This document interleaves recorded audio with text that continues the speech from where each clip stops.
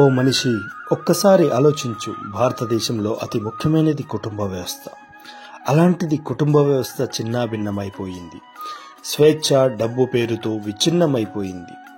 అన్నదమ్ములు, అక్క చెల్లెళ్ళు కూడా కలిసి ఉండలేకపోతున్నారు. ఇంట్లో ఉన్న నలుగురు కూడా కలిసి ఉండడం లేదు. భారతదేశం అంటేనే జగమంత కుటుంబం నాది. కానీ ఈ రోజుల్లో నాది అనే స్వార్థంతో బ్రతుకుతూ గురువును, తల్లిదండ్రులను కూడా పట్టించుకోలేని స్థితిలో ఉంటున్నాడు. మన సాంప్రదాయంలో అతిథి దేవోభవ అని అతిథికి కూడా పెద్దపీట వేశారు. కానీ ఈ రోజుల్లో ఇంటికి అతిథి వస్తున్నాడు అంటే పట్టించుకోలేని స్థితిలో ఉన్నారు. ప్రేమలు, ఆప్యాయతలు తగ్గిపోతున్నాయి. డబ్బు వ్యామోహంలో పడిపోయి ఎంతటి దారుణానికైనా పాల్పడుతున్నారు.